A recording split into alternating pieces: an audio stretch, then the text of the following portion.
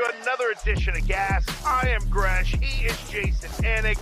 You were playing everybody and we're winning the game last night. The head coach is fighting people on the sideline. What do you got for me? I know you're a part of Tight Pants Society. No fucking play is that a gimme, right? Let's go!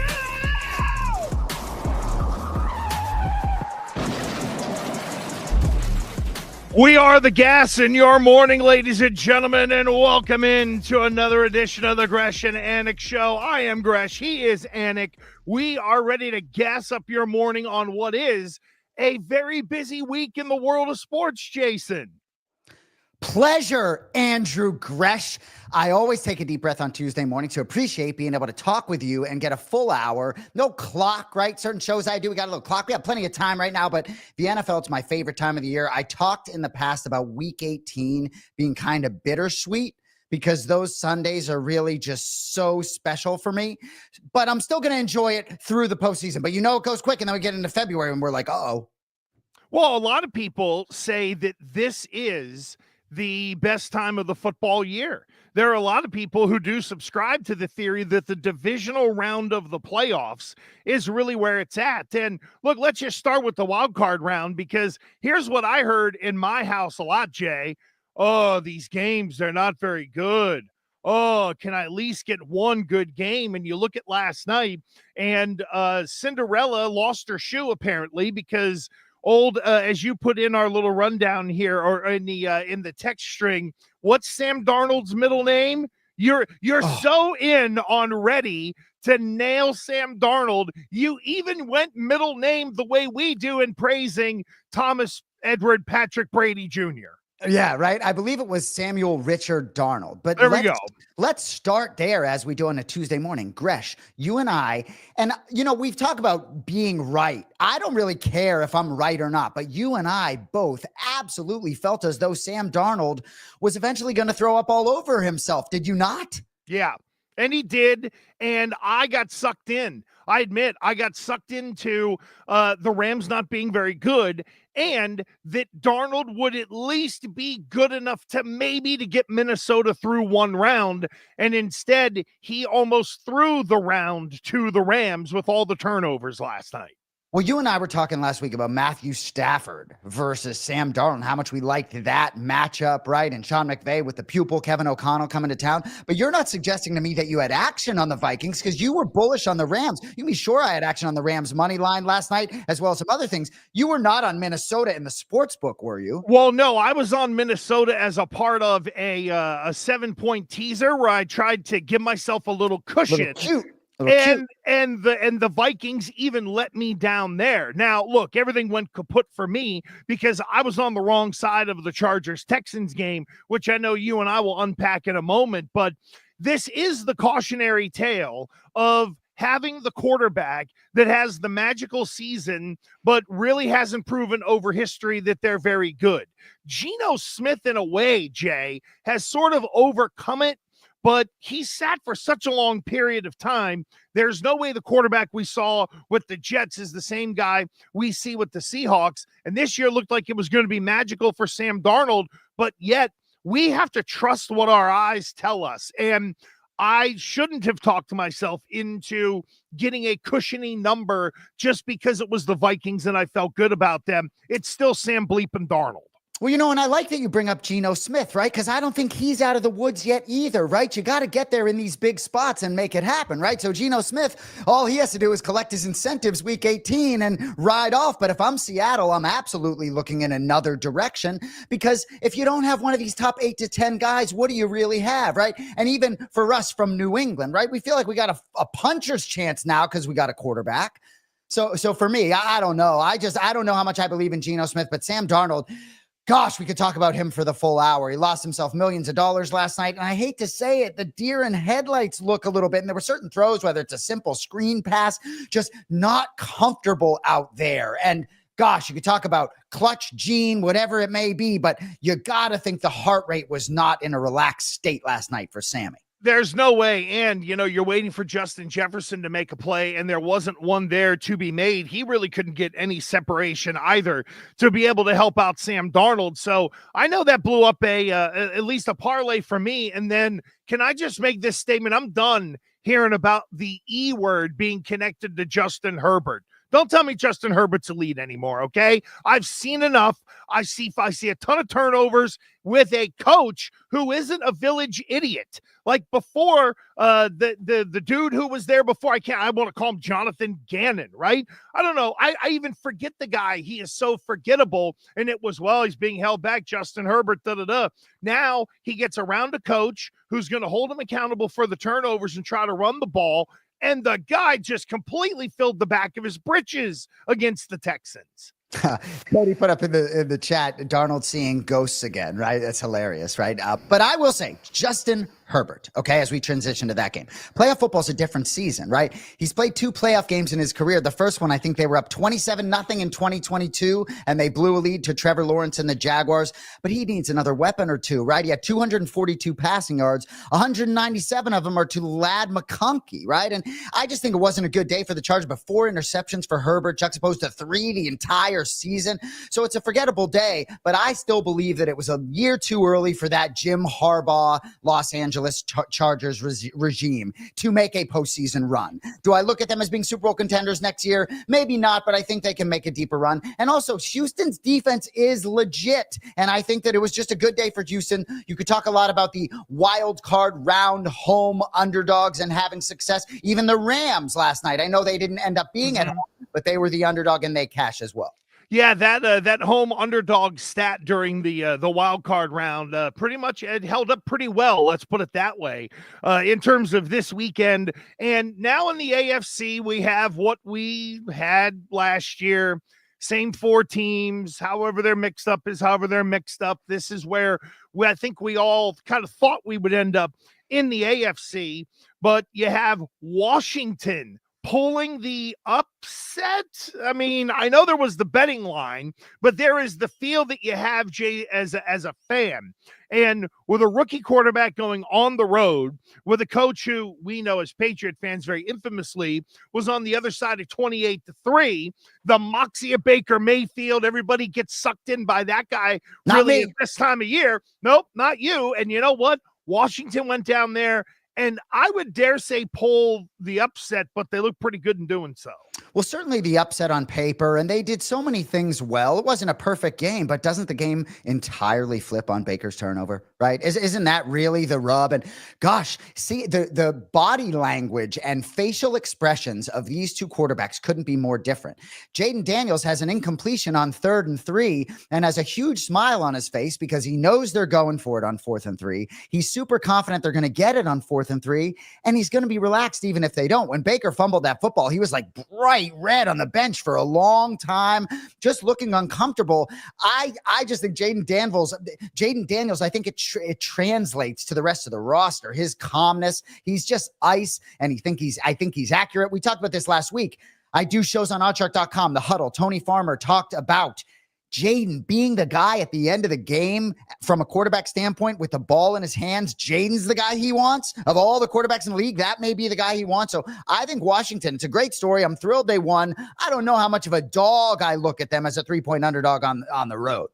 Yeah, I just was really surprised overall at how well they played and relatively competitive. You know, again, Tampa's not great. We know where Washington is in their development, and now they're really playing with house money in so many ways. Just go let the chips fall where they may. It's going to be a learning experience for Washington either way. And, you know, we got the Bills, we got the Chiefs, we got the Texans. You and I are going to unpack that. We will get to the picks coming up in a little bit. But, you know, the other big story, at least in our backyard, and it is a national story as well, because the head coaching searches in the NFL are cranking up.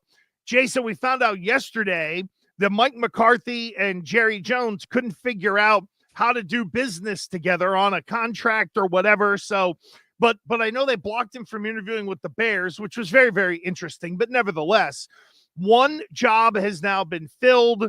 You can call it you can call the process whatever you want. Mike Vrabel is the head coach of the New England Patriots, and my God, in just listening to Mike Vrabel, you realize what an adult football coach sounds like versus what was here for the last year. So impressive. Oh, it is. And I bet Gerard Mayo's having a better day today than he did a couple weeks ago on a Tuesday. For real. I think he was in over his head. But yeah, it's so relaxing. Popped a bottle of champagne last night for Mike Vrabel, as I told you I would. I'm thrilled. It's so relaxing as a Patriots fan right now to just settle down and let him run the show instead of worrying about it. You know, Jonathan Kraft is going to have to look this guy in the eye as things transpire. I'm going to be really interested to see how things go with Elliott Wolf and how long he sticks around. But I like what Vrabel said about people not necessarily being on the same page and having dissenting opinions. I couldn't agree more. I've been with my wife 20 years. We couldn't be more different. I'm just so excited about Mike Vrabel. Be fascinating to see where they go in terms of the offensive coordinator. While I do not like Josh McDaniels as a head football coach or a leader at all, if you're telling me that he's coming back to New England to just guide Drake May at this part of his career, sign me up 100%, right? He did good things with Mac Jones early on. I do not want Josh McDaniels to have any path ever to be the head coach. I would actually put in his contract, you can never and will never be the head coach of this football team. But if Mike Vrabel's Josh McDaniels' boss and he's calling the plays, find me someone better to run the offense at this stage. Well, a lot of it is also who are you going to trust to develop a quarterback? And that is something that Josh McDaniels, I think, has proven that he's been able to do. And really the Mac Jones piece of it in Mac's rookie year is the true testament to how I think with the right head coach who says, hey, let's do it with inside this box, Josh McDaniels can work with those parameters. Here to me is the bigger question about what's going to happen at offensive coordinator with New England. Who is really making the decision? Is this a Drake May, the tail wags the dog? Or will we've heard about, you know, the whole course correction down there, not one person being in power.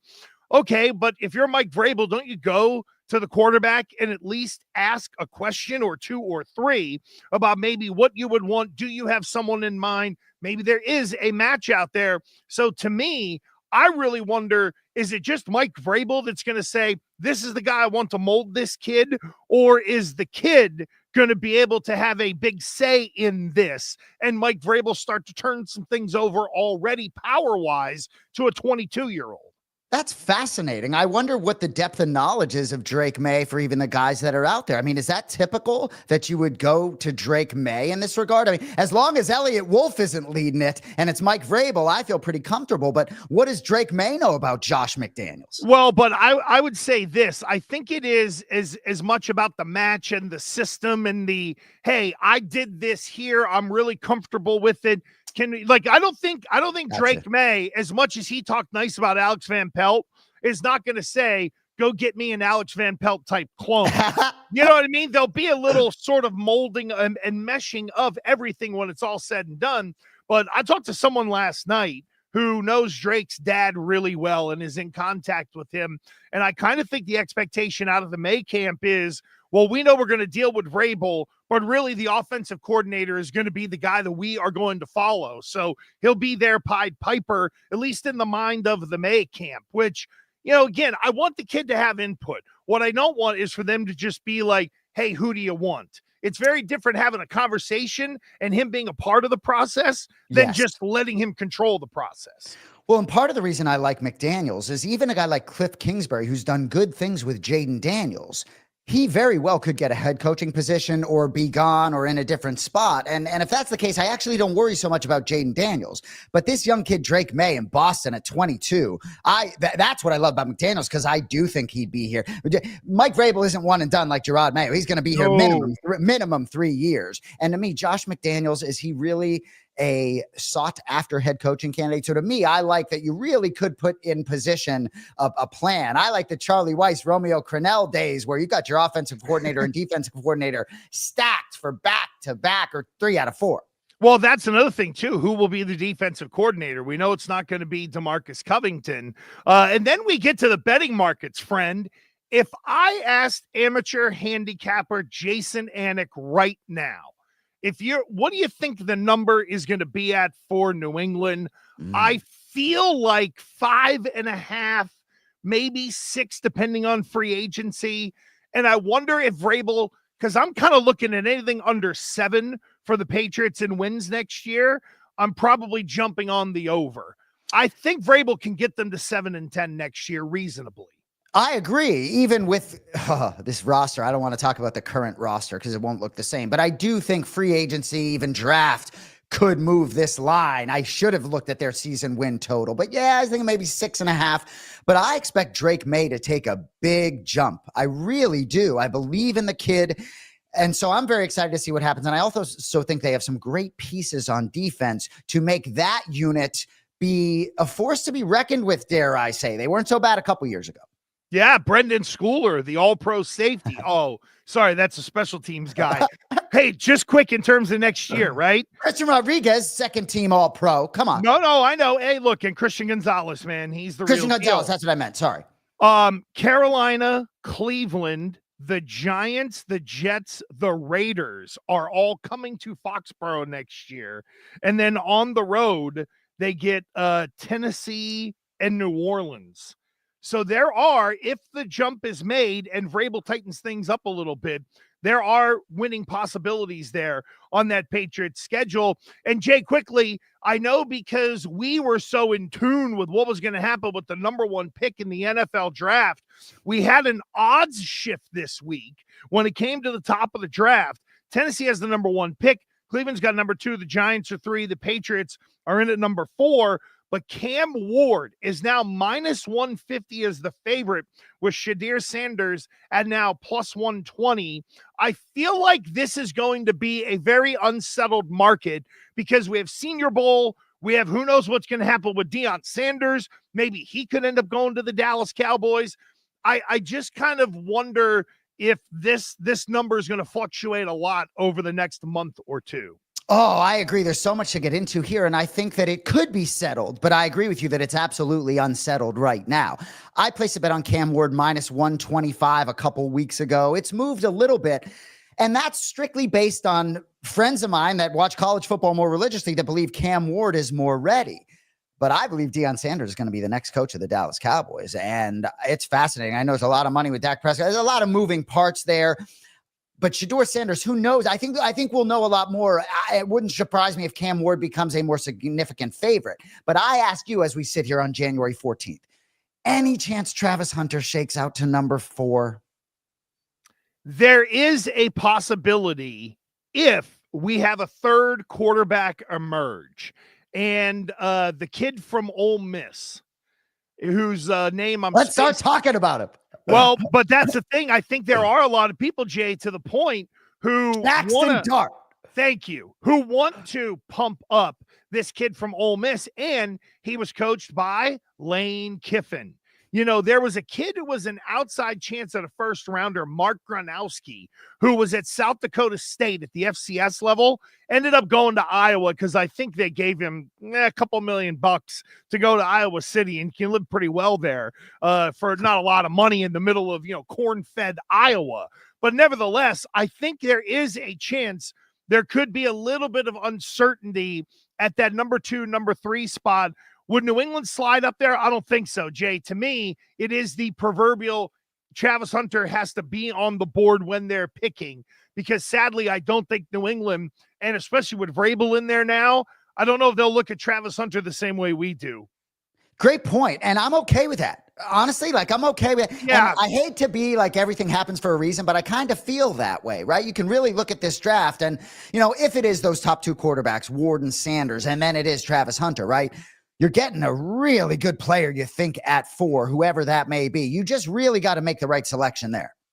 And when you look at the coaching market, I know Deion has come out and been like, oh, I love Boulder, blah, blah, blah. Something is up there, and Jerry is in his ear, and you know that he can get to him. Now, I looked this morning, and I couldn't find any, certain coach-to-team betting markets, at least where I'm at right now. But I have to think that Deion would throw a little bit of a curveball into whatever you're going to set for the Cowboys and who could take that job.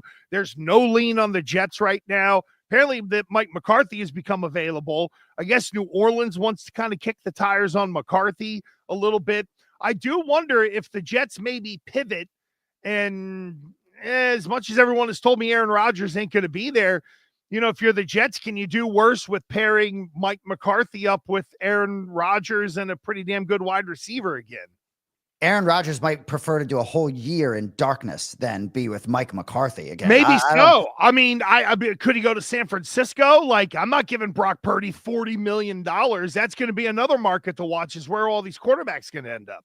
If I'm a New Orleans Saints fan and I've had Darren Rizzi leading my team, regardless of how much of a tough season it was after scoring 90 points in weeks 1 and 2 or whatever it was, if you send Darren Rizzi to run the special teams in Denver with Sean Payton, and you bring Mike McCarthy in town, for me as a Saints fan, gosh, I would have to say, talk to me in 3 years once McCarthy gets fired. And even if I'm a Bears fan, I don't want Mike McCarthy coming there with Caleb Williams. No thanks. Give me Ben Johnson every day of the week. But I think Tom Brady's going to go get Ben Johnson for Vegas. Yeah, I think Brady has definitely stuck his nose into the middle of whatever is going on in Vegas right now. And look, I don't blame him. And honestly, Jay, if you're Tommy Boy Davis, aren't you? That's someone to listen to. Tom Brady and Richard Seymour are sitting in the boardroom with you. They're both Hall of Famers. How about maybe pick their brain a little bit? Bingo. Do you think there's any chance Belichick bails on UNC and that you would have to swap out that UNC helmet for a Raiders helmet or something like that? Well, that UNC helmet behind me represents Drake May. You can be sure. I really still was hoping they'd bring in Ben Johnson, who also went to North Carolina. But no, I think Belichick stays put. I'm very disappointed as a Bill Belichick fan that he sort of jumped to this so quickly, because I thought for sure there would be someone to bite. I mean, are people interviewing Pete Carroll? I mean, are people interviewing Pete Carroll like a different type of Rooney Rule just because they feel bad, right? It's like, so Belichick isn't hireable or interviewable, but Carroll is. I'm disappointed that Belichick jumped ship so quick. Yeah, and I think it has kept some people away. And to your point, one of the dirtiest secrets in the NFL is the ageism that goes on. And it happens with players, and players will openly tell you, as soon as it says their name, comma, and you normally put the age and it starts with a 3, other than quarterbacks and kickers maybe, I think you start to get viewed differently. Just like, we're bringing in 74-year-old Pete Carroll. It feels like when Marv Levy came back and we were all like, what the hell is going on up there? And he was like 81 or something when he came back. Yeah, I don't know. I would be an ageist to some extent if I was running one of these teams. Yep, absolutely. And I think people are right now. Hey, don't forget, you can follow us here on Gas at Gas Show AM. That's where you can get us on Twitter. You get us on Instagram at Boston Anik. Make sure you're following Jay everywhere, because he's going to be all over UFC 311, which we will get to a little bit later on. You can catch me tonight on Mad Dog Radio, Sirius XM channel 82, doing 10 p.m. to 1 a.m. tonight. And then on Saturday, I got 8 a.m. to noon on Mad Dog Sports Radio on Sirius XM. And we'll peel through all the NFL and all of that whatnot. College football playoff as well. We have a national championship game set. I know that we got to get to that. Get me on all the socials at The Real Gresh. Get Jay on all the socials at Boston Anik. And you can get Cody on Twitter at Cody_Merrow. He does a great job of making sure that we don't look like total shit on this show. We're happy to get an hour of your time every week with the tug of war for the time of AG please. To the third power. Yeah, listen to you. When my brother's private jet picks me up, I'll be right beside him to fly to L.A., please. In the back of the JetBlue plane, while he'll be seeing what that new Mint cabin is all about in the front. Don't get it twisted. He's minting it on JetBlue. No kidding, huh? Well, I don't think he's ever flown. I guess Mint is JetBlue's first class. I don't think he's ever flown in that compartment. So, maybe he'll get the lay flat out to Los Angeles. But that's okay. Anywhere you want to put me on the plane, happy to do a little work for UFC Fight Pass. All fired up to watch fights. You heard me say Christian Rodriguez earlier instead of Christian Gonzalez because my brain is on the Ultimate Fighting Championship. Yeah, I completely understand. UFC was back this weekend. Mackenzie Dern handling business. That was, I don't want to say it was shocking because Mackenzie Dern is, but it's against Amanda Hebos. That's against somebody who can really go. And that was a dominant performance from Mackenzie Dern. I don't know what you thought on that. Cash plus 180 or thereabouts was a rematch of a previous fight from about 5 years ago. So good for Mackenzie Dern. I think she's moved herself into the title picture, which I'm happy about. Hey, you know what? Do you want to get back to the NFL and just do the UFC right now? We might as well have some fun with it. We got plenty of time to but you better let me get back to the NFL. But we will. But I was just going to say, let's do it. UFC 311. So why not get into it? I was going through the card with my kid. So a couple of things. I know on the undercard, we've got Grant Dawson, Jelton Almeida, and Peyton Talbot's a minus 1,200 favorite, which is just massive. If you look at the non-pay-per-view part of this whole card, number one, really good fights. Number two, on the whole, pretty big favorites. This is a very sort of like minus 250 and up kind of betting card, even when you do get onto the pay-per-view side of things. Yeah, I couldn't agree more. And if we just start in terms of the betting favorites with the main event and the co-main event, right? Khabib Nurmagomedov cornering both guys with belts on the line. I mean, this is just beyond exciting for me. For those of you who don't know, Khabib Nurmagomedov, 29-0 as an MMA fighter, retired very early, could be competing now.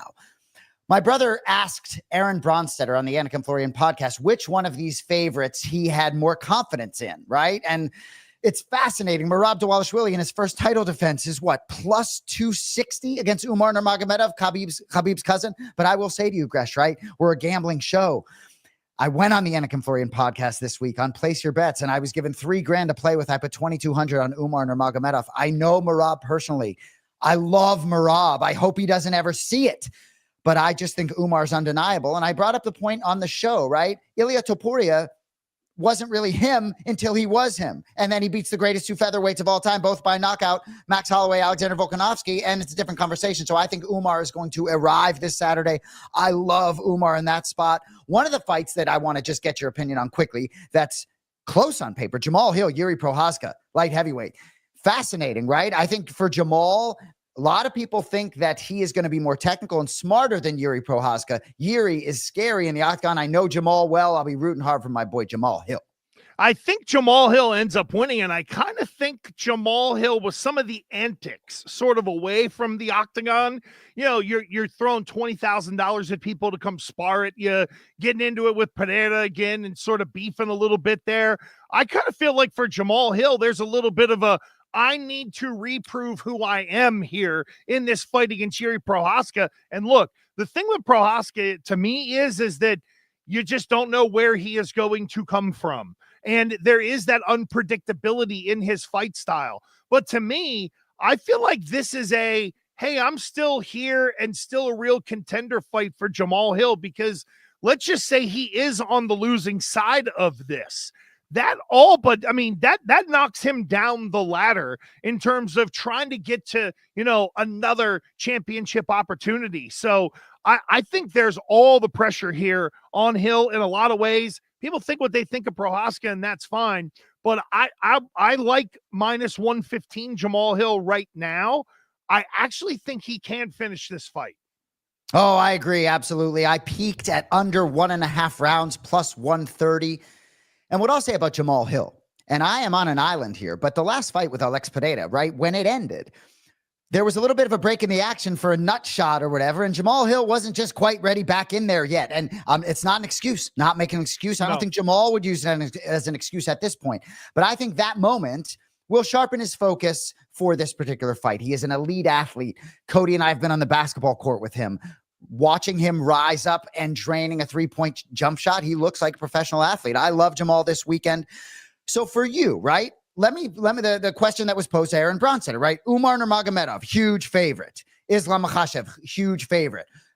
Do you look at either as potential to lose their belt, or excuse me, to be upset? Merab gives me pause. Okay. But I don't feel like not that there isn't 100% commitment to this fight. It just feels like it's a little quick for him. So that's in the back of my mind. However, I mean, come on, Umar Nurmagomedov has been a machine. And it's more than just being a Dagestani fighter that is trained by Khabib, right? Because you look at Makhachev and you look at Umar, and yes, I get it. I know who they're trained by. They come across as robots, but there's way more to their game than just being these Dagestani grapplers, right? We know how Makhachev has added to his game. And for Umar Nurmagomedov, this will be a great test because to me, Merab's one of the toughest guys in the UFC. And he's also a little, how do I say this politely? They're all touched in the head, but with Merab, it's like a touch and a half, if you know what I mean. There's another something there with that guy to where Umar is really going to be tested. But with Khabib in the corner, makes all the difference in the world for these guys, Jay, does it not? No, no question about that it. Guy. He's so on top of it. It's wild. And I'll just tell you right now, when you talk about Khabib in the corner, right? When Bilal Muhammad finished Sean Brady in Abu Dhabi, he said to me, he's not sure if he finishes him without Khabib pushing him for the finish in the corner that night. It's the only time Khabib has ever cornered my boy Bilal Muhammad. But Cody, if you pick up Renato Moicano, Beneil Dariush right there that you had on the board, right? Ooh. Beneil Dariush, a fascinating story for me. 2023, he loses to Arman Tsarukyan and Charles Oliveira. Didn't fight at all in 2024. He is an elite mixed martial artist. You don't like the E word with Justin Herbert. Beneil Dariush is elite. But he gets a guy, Renato Moicano here, who's a favorite and should be, right? But Dariush had won 8 straight, I think, before 2023. So Renato comes in, he's hot, but it's a fascinating thing. And for me, trying to handicap fights when a guy's been out for a year is one of the most challenging things. But it's a gambling show, so I am going to give you a play. Also that I gave out, I have a 2-team parlay, Renato Moicano and Grant Dawson. I like this Cody's putting on paper. Renato and Jamal Hill, you're going to get plus money there. I like that, almost 2-1. But Cody, if you don't mind, put on paper for me, Renato Moicano and Grant Dawson. This is an American top team parlay, Gresh, that I gave out on the Anik and Florian podcast. Also plus money. Grant Dawson was undefeated. He lost to Bobby Green. He's since won 2 straight. I just think he finds a way against Diego Ferreira. So to me, a little American top team, little juice there. So those are my 2 plays. I went heavy on Umar and then a 2-team parlay here. I love those plays, and I wanted to run this by you. Do you think there is value to an Islam Umar both finishing, both winning by finish? You know what I mean? Like I do. Because I could see, I mean, I feel good about Makhachev being able to finish. Now, I don't want to, be disrespectful to Arman Tsarukyan, but come on, Islam is one of the best. He's a steamroller right now. And with Umar, I think there is kind of an expectation that, okay, he's really going to want to show out. So I wonder if the finish for both guys could possibly be in play. I love it. And let's talk about them one at a time, right? So for Umar, right, he talks about wanting to have the perfect fight because he knows the whole team's going to go have to corner Islam right afterwards. So he wants to have a perfect fight. And what is Umar's path? To me, right? If he's just going to get picked up and dropped and get back up all night, that's going to be a 5-round decision for Merab. I feel as though the path for Umar might be finding a finish somewhere in here. Ray Longo even talked about some of the front kicks. When you heard Ray Longo talk about Umar, it's like he did, and Ray Longo, for those of you who don't know, is Merab's coach. He looked like he had a little bit of pause and a little, I don't want to say fear of Umar, but he thinks Umar is a very good opponent. And I think for Islam, gosh, man, Dustin Poirier gave him everything he could handle. And Arman Tsarukyan, I am a little bit curious about the gas tank. So so your points are very well taken. I think that would be an interesting parlay as well. And then you look at the parlay right there of Islam and Umar, and I don't know what the value is on that. I mean, you get it down to minus not terrible. 115. I mean, to get both of those guys in the 300s down to minus 159 is a pretty solid play right there. And again, I will say, Gresh, quickly, if I may interject about that price please. Of 159. Sometimes betting MMA, whether it's minus 180, minus 190, I'm much more willing to lay a money line, let's say, up to minus 200 in mixed martial arts, because ultimately the handicappers oftentimes get it right. So for me, a spot like this getting minus 159 for those two, are we going to wake up? There you go. I like that, Cody, tying the Chiefs money line, that cross sport. That's nice, making that even money there. But are we going to wake up Sunday morning with either one of these Russians having lost? I'm not so sure. No, I don't think so. I just can't see it. I love Islam. I've loved him forever, quite honestly. I love it how he needles DC. It's just hilarious to watch those two guys together. By the way, DC on Monday Night Raw last night, taking it in. Yeah, with his boys. In San Jose. Yeah, it was pretty cool. So Islam, I may have told this story on this show, but UFC 310, Islam sort of creeping around the broadcast booth. He's looking for snacks, right? He's hungry. No one brought Islam food. So he goes to DC because he's hungry. You could be sure DC had plenty of snacks. Oh my gosh, that's great. And of course, Islam loved asking him as well. He's the mischievous kid. And I love the look he gets on his face whenever he is needling DC and they have the camera on him. Is there anything on the under? You mentioned Grant Dawson. You're tying Dawson into a parlay, correct? Yeah, and look, I'm going to do some film study. I'm going to be doing a lot of work on this card as the week progresses. So to me, today is somewhat more about football, but the main card is so stacked here that I'm really focusing there. And a guy like Peyton Talbot, who I believe in, the price is just prohibitive. And then the DeRitter Holland fight as well is pretty even, almost even money right now. That's the first on the pay-per-view card for UFC 311. And of course, again, hearts out to everyone in LA and what's going on. And Jay, I know you have a special connection out there. It looks like UFC is going to be able to keep this event in Los Angeles, which in a way I think is good. And hopefully everybody out there can, save what they can in terms of their properties, and people standing on their roofs with garden hoses, protecting everything they've built. So scary times out there in LA. Let's get to the divisional round playoffs, Jason Anik. Here we go. And it's going to be game one of the weekend is going to be the Texans are at the Chiefs. At last check, it is Kansas City -7.5 and over under of 42.5. Now, look, money line is big because everyone is expecting the Chiefs to win. And I hate saying this because you and I grew up around these great New England Patriots, but I have that same feeling here against Houston, Jay, that I used to have when a divisional round foe was coming into Gillette Stadium in the 2000s or in the 2010s, just knowing that they were ultimately going to be slayed by the Dragon. It's a really interesting spot here. And, Houston almost during the season, in a way, was kind of laying back in the cut. I think Tank Dell, that injury is going to be maybe too much to maybe, I think he's a special player. But, they were locked into that 4 slot for a long time. And I think their defense has been sort of underappreciated this year, right? So for me, when I get to the postseason, you can talk about analytics all you want, but the intuition and the gut feeling from a gambling standpoint, especially in the NFL versus the analytics, is always something I grapple with. But when I'm sitting down this morning and last night talking, trying to handicap some of these games, I'm going with my intuition a lot, right? So I agree with you. I think Kansas City is going to be hard to be upset here. You have a rested, healthy Mahomes, hasn't played since Christmas Day. Ankle's probably great, right? But I think the Texans are going to throw some punches. I think the betting line is where it should be. Soliciting two-way action, 7.5, I would lay off right now. But I actually like both spots to tease, either the Chiefs down or maybe even the Texans up, because I think the Chiefs could cover, but I just don't see a blowout. I think that Houston's defense will be disruptive. Danielle Hunter, Will Anderson, scary, but Mahomes will be ready, right? So in this series, Chiefs have won 4 straight. Last time Houston beat Kansas City was in 2019 with good old Deshaun Watson at the helm. I am laying off at this point in terms of the spread and even the total, right? I'll pay attention a little bit to the weather. I believe that the Texans are going to be ready to play here. And as the week goes along, I would probably lean that side. I think there have been a lot of spots where the Patriots almost threw up over themselves after that bye. And I'm not suggesting Kansas City will, but they barely covered all fucking year. Excuse my language. 0-7 against the spread during one stretch. They've had trouble covering in certain spots. And if you mess around the way Philadelphia did with Green Bay, that Houston offense with Joe Mixon, Nico Collins breaking some plays, I think they could do some things. So while I think Kansas City finds a way to get through this round, I think that Texans team presents a real challenge. Well, I do believe in the Texans a little bit. I just believe in the power of Kansas City a little bit more.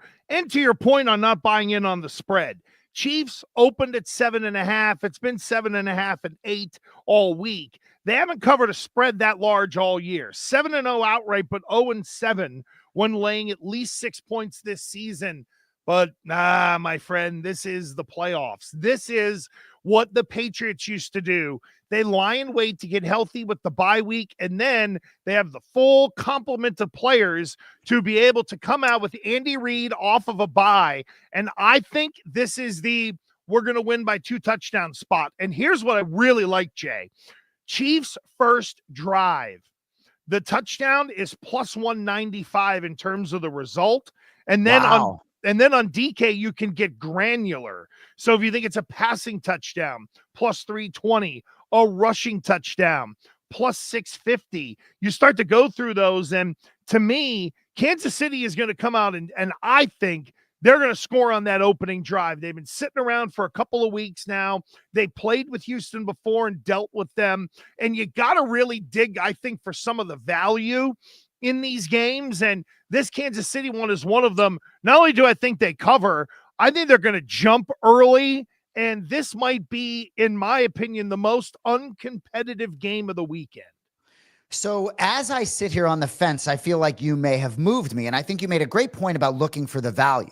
But for those of us that don't love flipping a coin to guess who's going to hit pay dirt or betting on a sort of random number, right? I think you've laid out a case for the Chiefs that will certainly, you've moved me a little bit toward that side, right? And as we sit here on a Tuesday, it's good to be able to change your mind as the week goes on, unless you're trying to punch an early number that you love. If you love Houston, maybe you look at getting through that key number of 7 at 7.5, but you just sold me on Kansas City. And I do a show with my brother John every Thursday, 11 a.m. live on Oddshark. And frankly, we have to pick all these games against the spread. Thank you, Andy, because I think you moved me. You're very welcome. And I think there's a big Andy Reid factor here, too, in terms of coming off the bye. Now we're going to get to what is a very interesting game, and that is Washington at Detroit. Detroit minus 9.5, over under a 56.5. Now, Jay, you and I have followed gambling enough to know that when everybody is on something, maybe you don't bet it. And it feels like here that total of 55.5 is the thing that most gamblers, or at least early in the week, that's what's going to be attacked, is that total, because everyone is expecting a high-scoring game. Yeah, when I see a number like that, I kind of laugh and move on. I don't love playing totals personally, so I see that number. And when it's playoff football, I would look only at the under when I see a number like that. And if it starts to come down, maybe I punch the under there. You know, I think the bye week for the Lions could not have been more crucial. I believe their bye week during the season was week 5. It's a banged up team. I think at running back, David Montgomery may play. You made some great points about the Chiefs and comparison to the Patriots and being healthy. I believe Detroit needed this bye as much as any team possibly could have going into this matchup. And I also think the bracket shook out well for him, right? To get the Commanders coming in. And I believe in Jaden Daniels, and I don't think he's going to be scared. And I certainly think that they could make it interesting.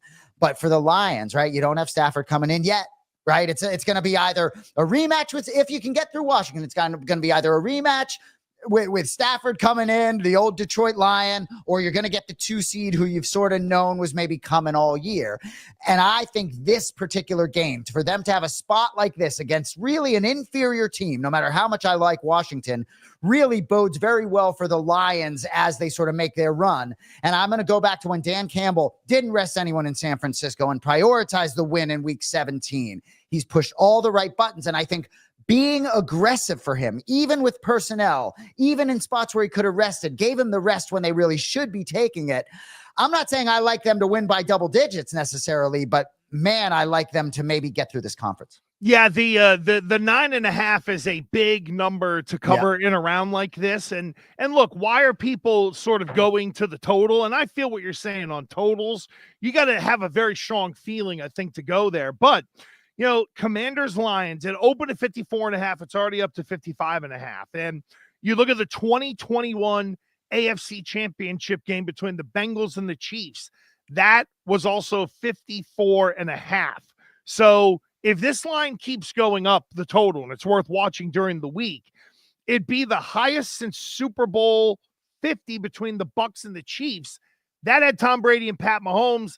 That had 56 as the total, and the Lions had 10 games this year listed of a total in the 50s, and we know that they went over a lot. So I think my issue is I think the Lions will hold up their end of the bargain offensively, even though the Lions aren't great on defense. I just wonder if the spot is a bad one for the Commanders going in against a team where, say, the Lions jump up 10-0, 14-0, 17-3. Yes, the Commanders can come back, but you're playing into the Lions' hands at that point. No question about it. And when you look at totals, right, if you're going to have a team like the Vikings last night fall flat, you're going to be in real trouble, right? So if you're going to hit a number like 55, unless Detroit's putting up 40 points in a rout, you need both teams to do some things. And I think that Detroit defense is going to be a little bit better this weekend. I think they're starting to turn the corner. I think they're getting a little bit healthier. So that's an interesting spot. I may be pretty chalky on that game too as the weekend progresses, but I believe I punched a teaser early on with Washington in there, just getting it over 14 at one point, just because I like rooting for Jaden Daniels. I don't want to root against Jaden Daniels, Gresh. No, I understand that. There's the fan element of it, and that's where I'm a cold, heartless soul and don't care about the rooting interest. It's just all about the monies. Speaking of that, LA is going to head to Philadelphia. The Rams are going into the city of brotherly hate to take on a Philly team that didn't play great in the wild card round, but they are 6-point favorites and over under of 43.5. And Philly didn't exactly instill confidence in a lot of us. And I think I'm lumping me and you in, who at least thought they were going to get to an NFC championship game. I agree with every word. Before I break down the game, you give me shit about being a Sean McVay fan. You call me a member of Tight Pants Society. Yeah. You want to put a quick little bit of respect on his name before we talk about this game, or no? That was a good win against Sam Darnold. I like it. So I'm a little bit worried that Philly will just impose their will on the ground and just eat the clock, and this won't be fun. But the Rams front seems to be getting better. What? Did Cody just put some in the chat? No. I love how you were like, and this won't be fun. They might just run them over and it won't be fun, because I'm laughing because as an offensive lineman, it's kind of like the O-lineman's dream. But if you're watching a football team that runs it 50 times, even if they run it for 289 yards, we've now trained ourselves that if you're not throwing it, it's not fun. Well, and also too, it's not fun if you have Rams action to watch Matthew Stafford just sit on the sideline twirling a football because he just can't see the field. And in that Eagles game at Washington, Week 16 or wherever, where Jalen Hurts gets injured, if he doesn't get injured, Jaden Daniels does not have the opportunity to produce 5 touchdowns on his own. He doesn't see the field nearly as much.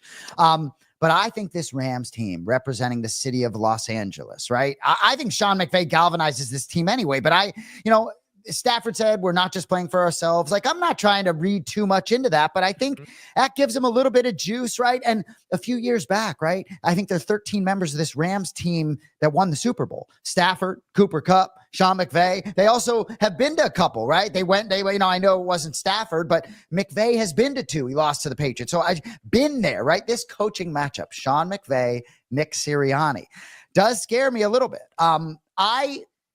Eagles scared me tremendously last week, tremendously. And so what I said at the beginning of the handicap, talking about them maybe just running all over LA, that very well may back me off of this, but I'm leaning Rams taking the 6 points, kind of like the Rams plus 225 on the money line.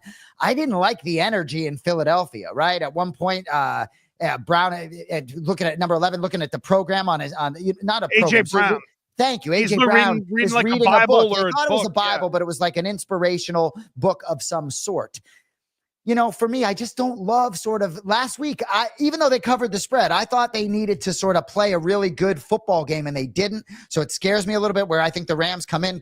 I thought the Rams were going to be more confident than the Vikings. They most certainly were. I think the Rams come in playing with house money. I sort of like the points here, but Philly, if they run all over them and impose their will, could totally change my opinion about their ability to go into Detroit and win the NFC Championship game. Yeah, I think for Philly, they're going to beat the Rams because of Saquon Barkley. And I think the number earlier in week 12 was 255. You also haven't unleashed Jalen Hurts on the ground yet either. And that is a big luxury that Philadelphia does have to continue to complement their running game. But I think there's also a matchup in there, and you mentioned it, Jay, that it was Nick Sirianni against Sean McVay. But in reality, it's more Vic Fangio against Sean McVay, the defensive coordinator of Philly. And that's where getting up early really matters, because I think for a guy like Fangio, he's a crusty old prick who loves to coach to physicality. What do the Rams not love? The physicality, especially on the outside, forcing those receivers to block and have to fight and get into route. So I think there's opportunity for Philly. And I'll tell you this, I think there's opportunity here for Jalen Carter. I didn't look up the market for him because at times he is more of a space eater, but I do think there is opportunity with the way this Philadelphia defensive line has been playing over the man. So it's over a quarter of a sack. So all Jalen Carter has to do is get half a sack. And I know it's plus 175. I just think Philly will get up. They'll lean on the Rams, and then those D linemen will have a chance to be able to make you some money in the second half of that game. Well, it looked like Josh Jacobs was going to take over the whole football game. And then you're like, oh yeah, Philadelphia has a unit on defense that no matter how funky this offense may be and how limited their passing game may be, that they just have that unit that is the best in football, backing them up all the time. So I think it's an interesting game. And Saquon is having a special year. Let's be real. Yep. You bring up physicality. Yeah. I just wanted to ask you this question. Like, who is tougher to tackle? You may say Derrick Henry, but who is tougher to tackle in the NFL than Puka Nacua? Like, for real. Like, for real. I mean, is it not every time he gets a football, he's dragging he just does not go down. It's like he gets these balls with 8 yards and to the first down and 3 defenders between him. I'm blown away by this 5th round pick out of BYU. I mean, blown away too. Now, look, I'll tell you, I think this weekend might be an interesting case study in what you just brought up, because I would go with either Saquon or Derrick Henry, and I'm comfortable with either one. So let's keep an eye on that. And next week on Gas, we'll kind of circle back on who was the slipperier out there, and if Puka Nacua ends up making. I never thought of him, so I'm not poo-pooing, because I'm not anti-wide receiver, but I'm like, wide receiver. He's an animal. He's an absolute animal. At one point in time, I would have put Rob Gronkowski on that list until somebody dove right at his knee, because here's another guy you could bring down. No, great example. He's at the top of that list. And then I think this is the main event of the weekend. Would you agree? The Ravens at the Bills. That's the Sunday 6:30 game. The Bills are 1.5 point home dogs to Baltimore. Over under is 51.5. This is where I have to take the emotion out of it, because I don't love Buffalo. I never have. I think their fans are idiots. Sean McVay looks like someone I used to work for, and I just want to thumb him in the eye. McDermott, sorry. No, not McVay. Yeah, I don't have that much hate for McVay, but McDermott, I would just want to thumb him in the eye and push his little body over. But that said, these are two teams that can put up points, and this is moment number 1 for Lamar Jackson in trying to get the playoff credibility. Because, Jay, I don't care what anybody says. You go on the road, you lose to the Bills, and Josh Allen's going to win the MVP this year. You're now kind of saying that Josh Allen is sort of elevated as that number 2 quarterback in the AFC, if people already haven't put him there over Lamar right now. The fact that one of these 2 quarterbacks is not going to be in the championship game is going to be a really tough pill to swallow for either one. It's such a fascinating matchup. These teams are elite. And we just quickly to jump back to the Chiefs. Once again, you got the Texans coming in town. These 2 guys beat each other up. Instead of going on the road and beating both of them as you did last year, they beat each other up and then they come to town. I'm so fascinated by this game. I bet on the Ravens 6-1 to win the Super Bowl before the postseason started. I'm drinking the purple Kool-Aid. I believe that it is Lamar's time. I think there's going to be some weather, not really a factor. Lamar Jackson's been good in cold weather, and I think his mobility helps in cold weather. After watching Buffalo last week, though, if I'm being honest with you, I have great hesitation in going heavy to the window on the Ravens here. As much as I still believe it's Lamar's time, I think this is as much of a coin flip game as you could ever have, right? They did face in week 4, long time ago, 35-10 win for the Ravens. Derrick Henry ran all over Buffalo that day, 199 yards. I still, gun to my head, I go Ravens here, Gresh. I think it's their time. I think they do enough. That defense has been very, very good. Really, since week 11, I think been the best defense in football, arguably, the Baltimore Ravens. And I think that they're going to be able to open things up in a way that's going to give Buffalo some problems. I'm going to talk about intuition and not analytics. I feel as though I'm going to wake up Monday morning. I feel as though at the end of the game, I'm going to see the Josh Allen disappointed press conference, not the Lamar Jackson one. And I think Lamar Jackson has a great chance to go to Kansas City and sort of get it done. So I'm going Ravens here. I see it at -1 most places. I wouldn't lay, I'd buy it back to 1. I'm not laying 1.5. I think this could be a great, close, 28-27, but give me Baltimore. Normally in a game like this, I would give an advantage to the team with the better kicker. However, Justin Tucker historically has been good, but this year he hasn't been his normal great self. And we're talking about kicking in Buffalo where it's outdoors, the ball's going to be cold, and the wind is ultimately at some point going to be a factor in that game. And that to me is what this could really come down to. I'm feeling you. I would feel much better if this were a pick 'em, then it's just money line and I'm playing even. I'm not comfortable laying a point, one way or another. But look, I go home dog here. I hate the Bills, but if you're going to give me the home team in a close game +1.5, even if Baltimore ends up winning by 1, I'm still kind of covered at this point. And I want to believe that this is the Ravens' time, Jay. I want to believe that Lamar Jackson has the right horse behind him in the backfield in Derrick Henry to be able to overcome Buffalo and all the weaponry that Josh Allen is going to throw to.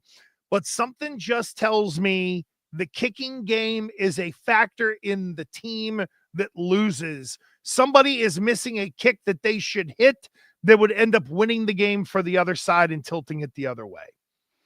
I'm just going with the kicker. Yeah. No, I hear you, and I think it's fascinating, right? We didn't really have, I know we had some upsets in terms of close games, but we didn't have that. Wow. Right. We didn't have a big upset. Would you agree with that? Simply put? Correct. So if they're going to be some sort of, right, where is there going to be, right? Or is it just going to be chalk all the way through?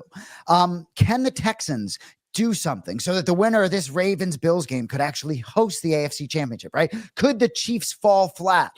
It's just fascinating me. This league is so interesting to me. I can't get enough of it when I sit down to do this work that is preparing the NFL. What a gift it is. I'm just really interested to see. I felt as though I saw the board pretty well last weekend. My sportsbook account would indicate such, but this board doesn't feel as good for me. As much as I like the Ravens and like them going into the postseason, now that I see that matchup on paper against the Bills, it scares me. But one bet I want to give you, and I know we're up against the clock here a little bit, but I like the Lions +110 or +105 to come out of the NFC. I like the way the bracket's shaken out for them. I talked about the points earlier today. I think they find a way to get through Washington. I probably like the points, but I think the Lions find a way to win that game. And I just don't believe in Philadelphia. So whether it's the Rams that goes in and beats them, even if Philadelphia emerges victorious, there's too much mojo for me in Detroit to think that they stumble in either one of these two games. So my brother played this down at Seminole down here, Coconut Creek, Florida, but I like the Lions to win the conference. I bet on the Eagles. I gave out the Eagles as my Super Bowl pick on oddshark.com. Maybe before the postseason started, but right now I like Detroit and I'm rooting for Detroit. Nothing would give me greater pleasure than have the Detroit Lions win the Super Bowl. I feel like Philly is the better team, but right now I got to see what happens this week because Philly was not impressive. And if the week of rest gives the Lions exactly what they need, even just on offense, Jay, I'm kind of vibing you. That is enough for them to be able to get to the Super Bowl. And look, our next edition of Gas is next Tuesday, which means we would be recapping the national championship game in the college football playoff. We've had a ton of fun breaking down the NFL, but boy, Monday night, it's going to be for the CFP National Championship. Ohio State -8.5 against Notre Dame.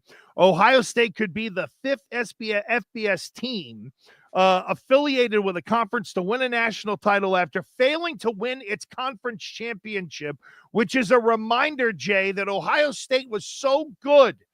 They didn't win their league, And yet they are an overwhelming favorite in this game to win the national championship against a Notre Dame crew where the defense got them there.